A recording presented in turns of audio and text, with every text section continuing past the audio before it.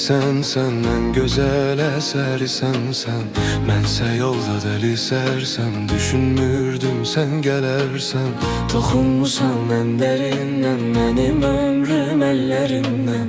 Axan yaşda gözlərindən, süzülərdi izlərindən. Canım xəstə, qulaq səslə, həzin notlar sən bəstə. Aram yoxdu heç bir kəslə, səni gəzdim son nəfəsdə. Canım xəstə, qulaq səslə, həzin notlar sən bəstə. Aram yoxdu heç bir kəslə, səni gəzdim son nəfəsdə.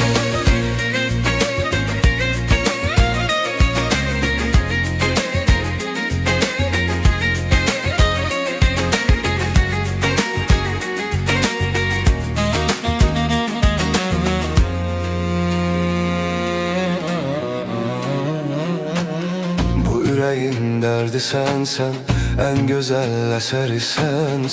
Mənsə yolda deli sərsəm, düşünmürdüm sen gelersen. Toxunmusan ən dərindən, Mənim ömrüm əllərimdən. axan yaşda gözlərindən, süzülərdi izlərindən. sən soruşma vəziyyət necə, mən bitmişəm, tükənmişəm.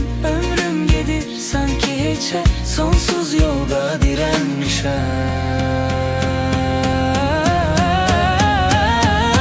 Canım xəstə, qulaq səslə, həzin notlar sən bəstə. Aram yoxdu heç bir kəslə, səni gəzdim son nəfəsdə. Canım xəstə, qulaq səslə, həzin notlar sən bəstə. Aram yoxdu heç bir kəslə, səni gəzdim son nəfəsdə.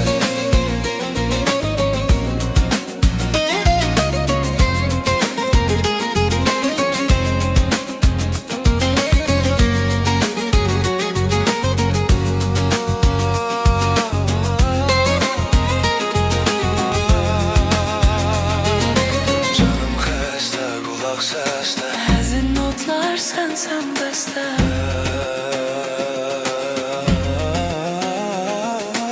Aram yoxdu heç bir kəslə.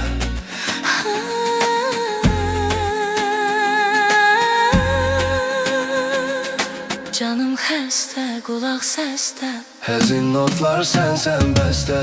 Aram yoxdu heç bir kəslə, səni gəzdim